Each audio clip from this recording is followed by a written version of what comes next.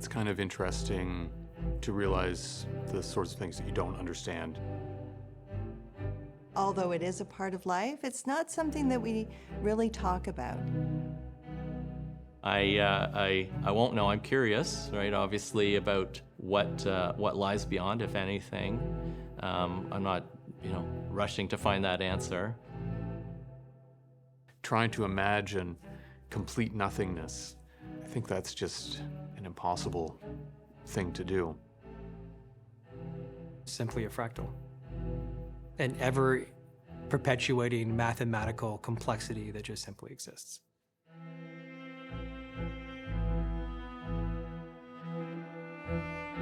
I had an electrocution incident in February of 2018, and I do a lot of woodworking, which I sort of find a degree of catharsis from the paramedic job. And there's a device where you take a microwave transformer from a microwave and you hook it up to 120 volts of alternating current, and it turns it into around 12,000 volts of direct current. And it was really humid out, I was wearing insulated boots, and it just arced into my hand and was electrocuted to death.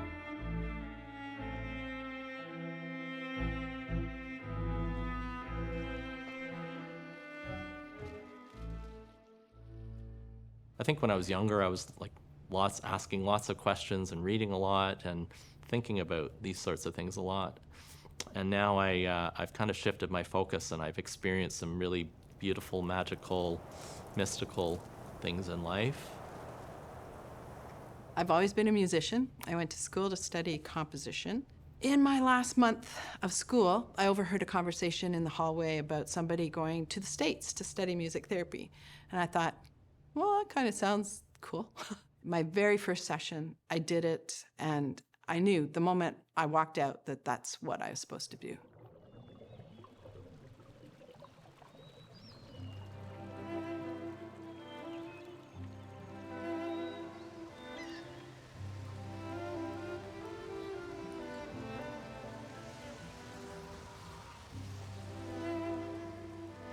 If you were to ask me to visualize death, I was dead, if you want to call it that, or at the very least VSA, for 11 and a half minutes. And I was badly burned. My finger was burned off. These hands had third-degree burns all over them.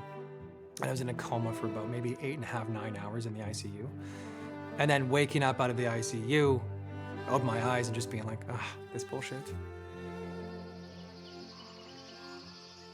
I felt sort of these frequencies washing through me, and it was kind of like gasoline on water.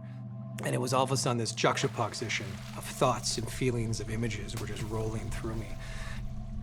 And I think at that point I was aware that something significant had happened, but it didn't really make sense. And then I just felt myself starting to be pulled into everything, just becoming the universe.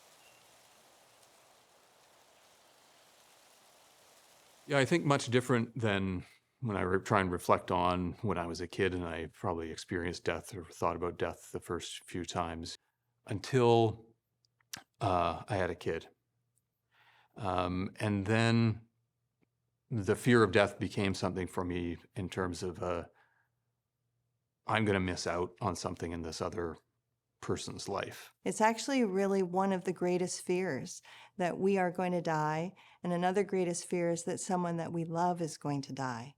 It's like you're no longer living, you no longer get to have experiences. So it's that loss of the possibility of having happiness or sadness or anything at all. At the moment, and throughout my life up to now, death has not necessarily bothered me. Grief is a different thing. Well, actually, while I was teaching death about 10 years ago, my sister passed away, which was a difficult thing to have happen while you're teaching a bunch of young people about death.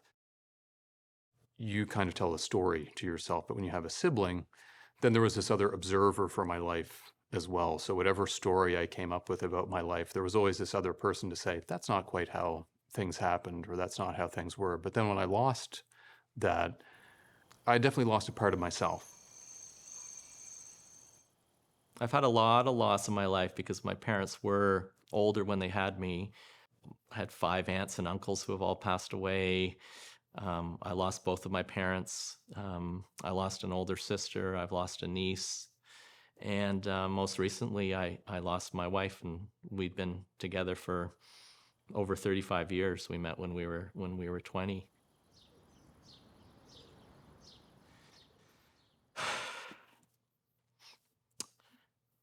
It was, yeah, sorry. You notice people missing from your life as you're living your life. It's not really in that moment of death, or it hasn't been for me, where you sort of experience that loss all at once. It's later on when you're doing other things where that person might have been around, where you really start to feel the gravity of their absence. I don't know how to deal with loss. You just kind of continue living, or you don't. And then you're just sad forever. And I guess that happens to lots of people. A lot of people say to me what they really want is they want to be there at the last moments of their parents' breath. For myself, actually having the opportunity to experience that with my father's death, being able to be there and seeing that last breath being taken, it's just really phenomenal and amazing, I think, as it is that we are as human beings, that we live and we die. And as you know, the Bible says, ashes to ashes, dust to dust.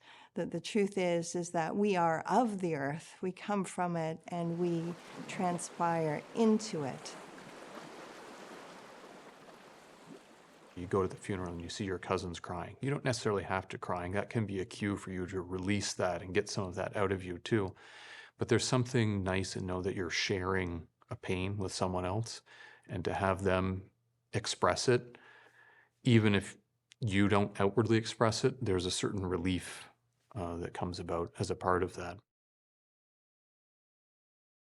Thinking about death abstractly doesn't really make it real for you, in the same way that this vague concept of my great-grandmother dying, that really wasn't meaningful for me in any way. It's when you can comprehend this idea of loss, that something of value to you is taken away and you can't get it back.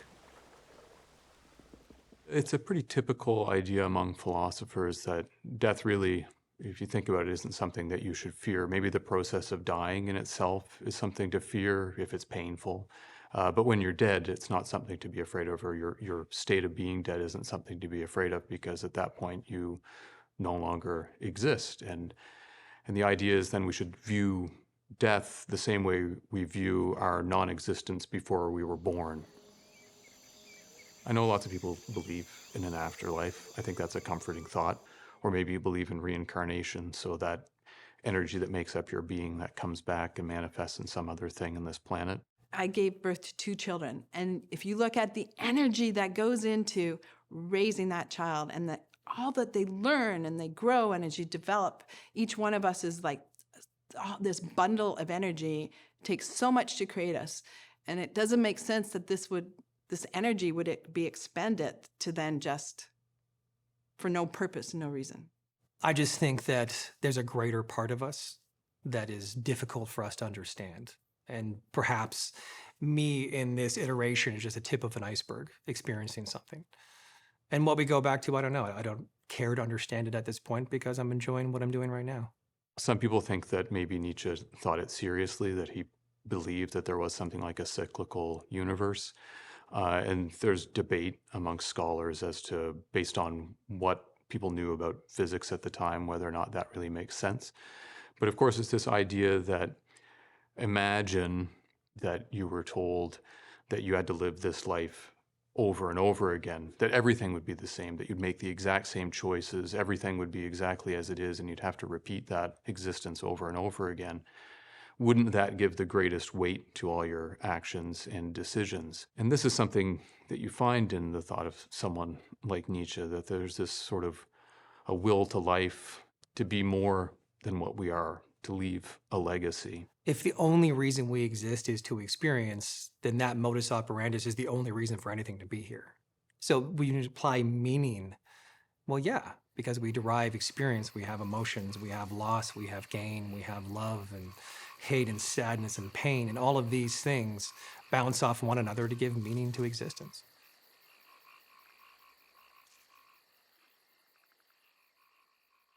You only have right now. So savor whatever's in the now. And sometimes your life is really hard, but there is something in that moment to savor. When a death happens, I think we tend to focus and refocus on what's important in life. Just waking up every day and being grateful for everything that we have in the universe, even though there's all kinds of challenges and there's all sorts of ugliness and wars, there's all sorts of beauty in people who are helping and trying to make a difference. Be easy on yourself. You know, everyone is trying on some level with the mechanisms they have to cope with this. Life is dangerous. It's really dangerous being alive. And it sounds stupid, but it really is. And, you know, you can spend your entire life beating yourself up for not achieving what you think you should have achieved. And at the end of the day, just be gentle with yourself. Show yourself some grace, you know. Recognize that this moment is never going to come again. So make the most of that moment. Those summers from when you were a kid that seemed to last forever, I have whole decades that have gone by in the blink of an eye. So enjoy your youth while it lasts and really appreciate what you have, because that experience of time slipping away gets really quick, really fast.